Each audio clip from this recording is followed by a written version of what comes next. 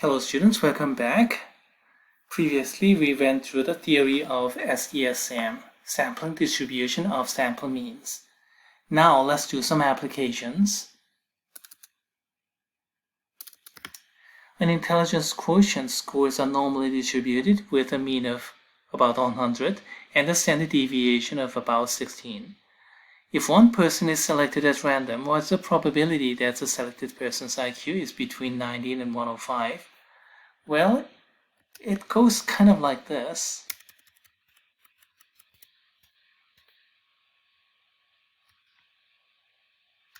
So we are preparing a normal picture like this, and then centered at 100.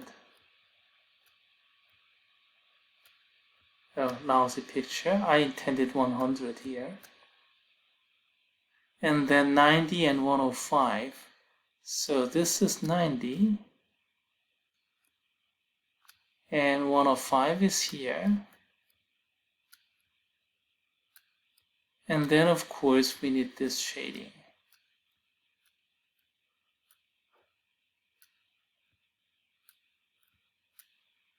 So how do you get that? Well, 105 or less. And you can get it from the standard normal table. 90 or less. Again, you can get from the standard normal table. Subtract one from the other, you're gonna get this. But here, the key is this. The z-score is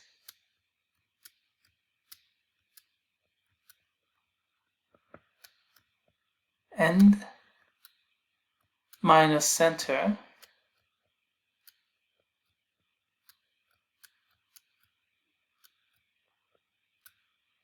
over standard deviation, because we are talking about one person. This is for individual. So end value is 105, another end value is 90.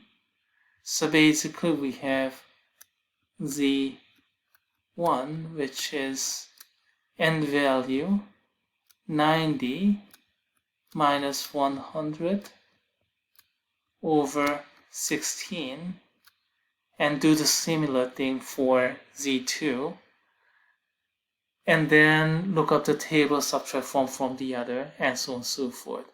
Oh boy, let me stop here because with this lousy drawing I cannot really do anything.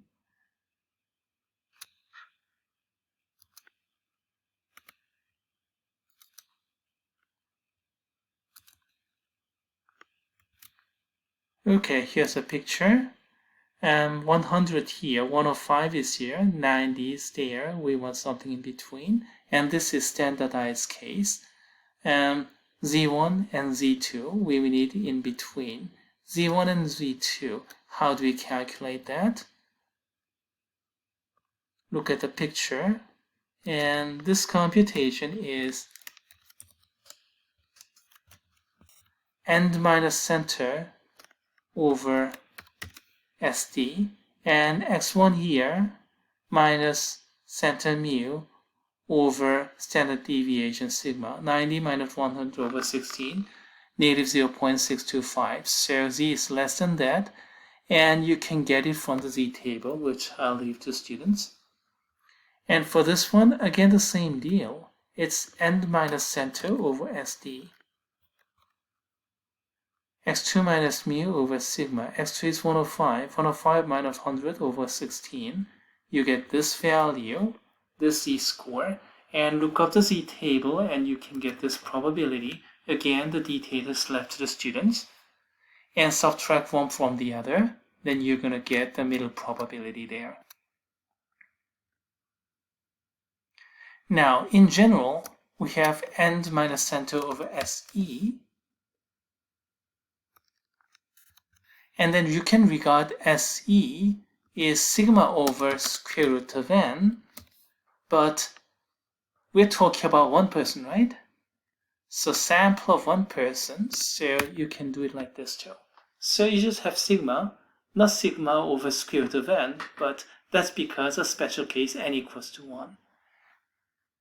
So even if this is individual, you can regard it as sample of 1 and use this a little bit more general formula. Then you have the same formula for sigma version and sigma over square root of n version. You don't really have to do that. Now, what if you have a sample of 10 people? A similar type of picture, 90 to 105, and then Z1 to Z2, you're looking for those. But here, let's keep it open. Let's see, x1 is here, end. So this thing is end minus center over SE. And n minus center, x1 minus mu, all right. This is a quantity x1. 90 minus 100. And then over SE, here's 16 over square root of 10 because that's a sample size. So if you do that, you're going to get negative 1.97. And then we get this probability. And negative 1.97, so this is probably not a great picture here. Negative 1.97, it should go down here over there. So this picture here is wrong. I hope I have correct picture down here. Yeah, okay, all right. This picture that I showed you before are qualitatively okay, but up to scale they are wrong. Here are correct pictures. Z1, 90, and then this is negative 1.97 something. And then you can do the same thing for Z2, again, end minus center over SE after drawing the picture.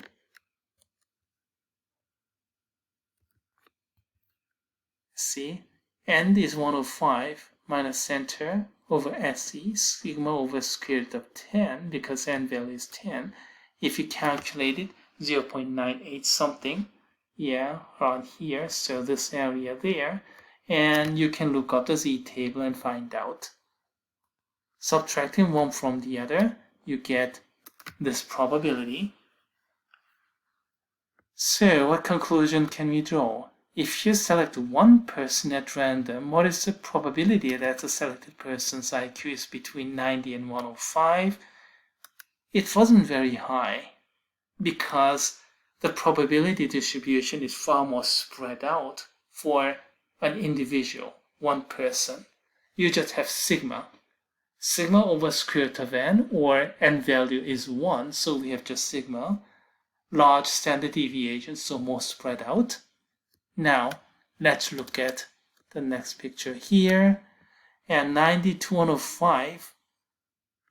So the average IQ of those 10 people, the random sample of 10, falling between 90 and 105 is much higher, 0.81 something. What's happening here? The sampling distribution of sample mean is far more concentrated toward the mean, toward the expected value. So from 90 to 105 captured a lot more. The reason? Standard error is sigma over square root of n, and square root of n is in denominator. So we get smaller standard error compared with just one person. Sigma over square root of 1 versus sigma over square root of n. You see? SE is over square root of n, which is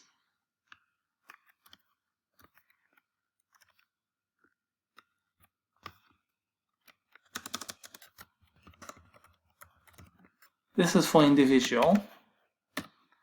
And then the standard error for sample is this one.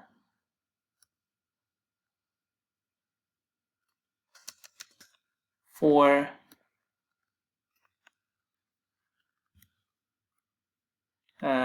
sample.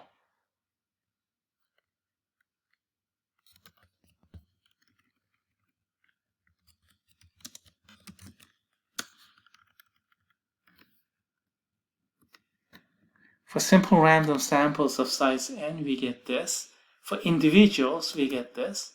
And then this standard error is clearly bigger than this standard error because the denominator is bigger for this latter.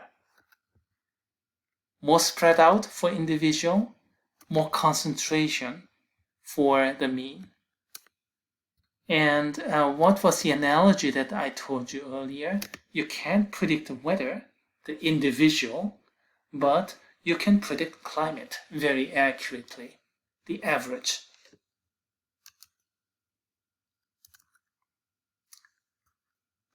Let's see, here's another example problem. The Bureau of Labor Statistics provided compensation information and services for various positions. As of May 2008, the national average salary for RN, registered nurse, was $65,130. Suppose the standard deviation is 9,385. Find the following for the means of the random sample of 100 such nurses. The probability of mean sample is less than 3,500. Probability of the sample mean is greater than that. And the probability the sample mean is between this and that. Okay, all right.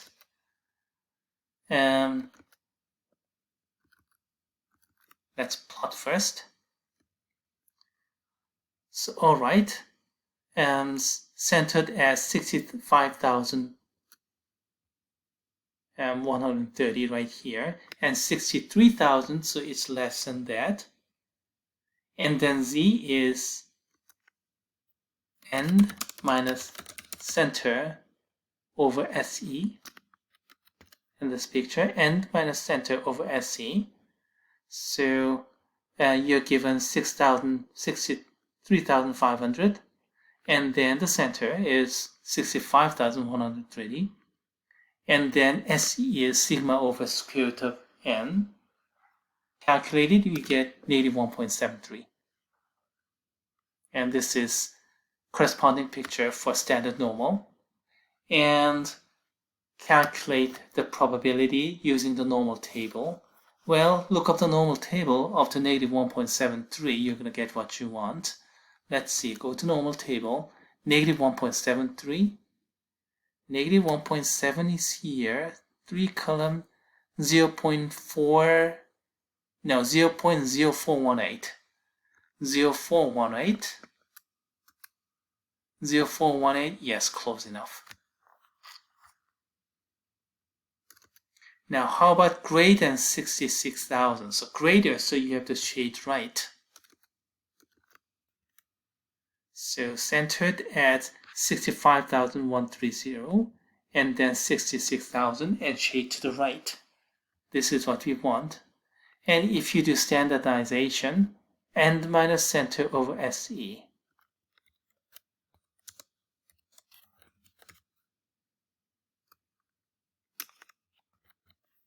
So N minus center over SE, you get this number, and from here you can look up this standard normal table and do your computation. I want right hand side shading, so 1 minus of that, we get appropriate probability like this. Now between one and the other, and this is basically a subtraction. And from here and down, minus from here and down, and this is complement of B, and this is just A straight up. So calculate this minus that, and you're going to get the probability.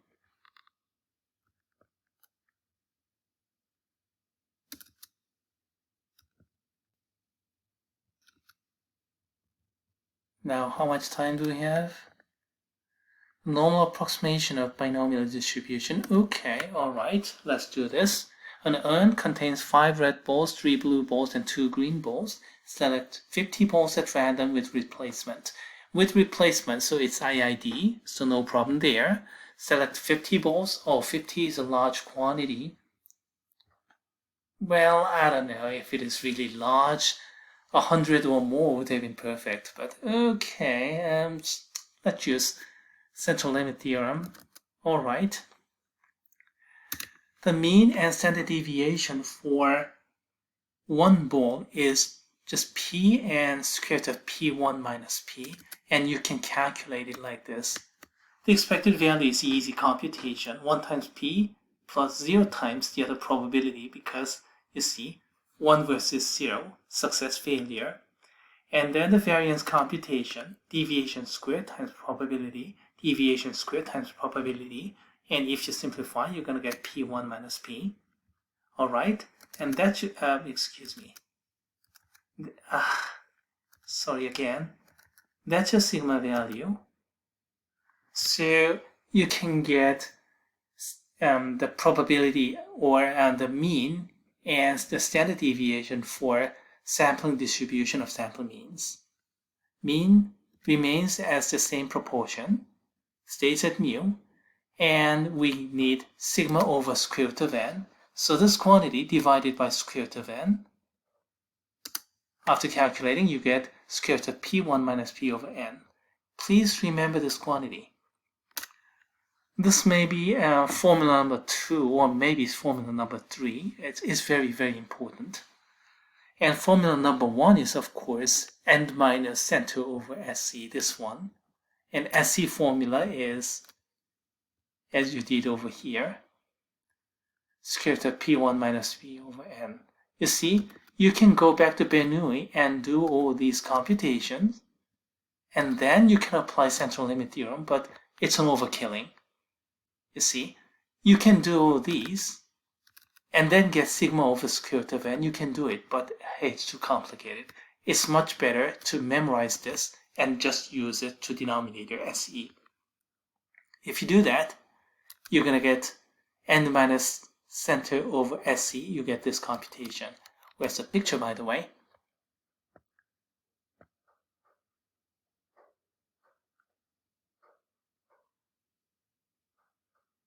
More than a fourth of the selected balls is green, and you see green is supposed to be, let's see, 5 red, 3 blue, so total 10, so 2 green balls, so green is supposed to be 2/10. So the expected value is 0.2 here, that's the center, and then 0.25 or more, so here, n minus center, a quarter, 0.25 minus 0.2 over SE. I need bigger font. So n minus center, 0.25 minus 0.2 over SE computation, square root of p1 minus p over n. You calculate it, you get your z-score. So what does that mean? The probability that you get 25 or less is associated to the z-table probability CDF value for this quantity, and this is the left-hand side. And of course, what I want here is the right-hand side, more than a quarter. So 1 minus of that, you're going to get 0.18 something like this. And yeah, that's it.